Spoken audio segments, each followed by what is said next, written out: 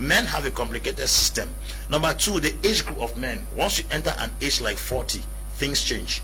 A statistic was conducted recently in America, and if you look at a child of about 4 or 5 years, when they want to urinate, they will stand, they say, let me draw S in the air.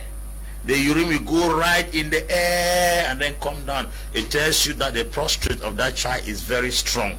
But a man of my age cannot stand and draw S in the air. It means the prostate is failing. And prostate equally develops to cancer based on the kind of things we consume. Men have a complicated system from 40 and above. A woman cooks a pot of soup and put 19 Maggi inside. Maggi is not the crayfish you see on that paper. Maggi is a chemical formed in Switzerland in the 18th century by a Swedish scientist. It's a chemical. That thing you see there, they say it is crayfish. It's not crayfish. It came to replace a particular vegetable and dry fish that was used in those in Africa. So that thing is a chemical in a Swiss lab that was fabricated and sent to Africa. When you eat such things, you got almost 40% of men in this generation have prostate cancer. And that Maggi, they use what they call formol, that they use in formalin in the mortuary. In the mortuary. Yes. That means your husband is eating dead. And in other words, the person that controls what you consume can determine your life on earth. When laziness locks into a house and women cook what is easy, not what is healthy, is dangerous. Number two, when your husband increases in age, it is your responsibility to decide what he eats, because what he eats from that age will determine if it's going to last or long. The last thing is this: women have not bothered to take time to study what is healthy. They think that cooking is what you brought from your mother's house. The age we are right now, you are supposed to go on a research to know what is healthy and what is not healthy.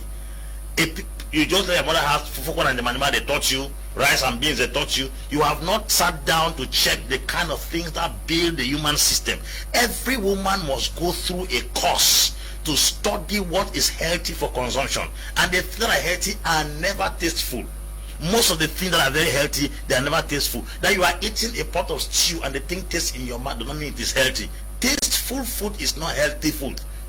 And that is where you see most women have not bothered to understand that to calculate on what your children or your husband eats is a whole course on its own. You have to sit down. There are books in bookshops that talks about things you have to eat, the kind of fruits, the kind of nuts you have to eat. Women have to do and introduce that. I sat in a conference that nutritionist was teaching. She said she has developed an attitude where some Fridays in her family they don't eat anything. It's only fruits. Only fruits.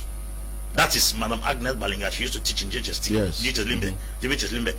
Mama taught us in that seminar how he has built the children in such a way that on some Fridays they don't cook anything in the house. They drink just water and eat fruits. That is to detoxify your system.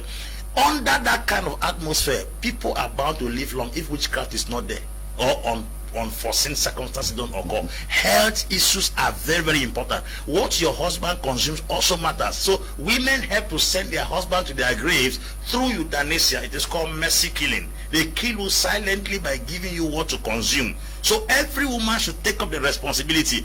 Being educated as a banker, an engineer, an accountant, a pilot does not make you a specialist in nutrition. What keeps your husband alive is not your profession or your money, it's what he consumes. So go and study what is healthy food, not easy food.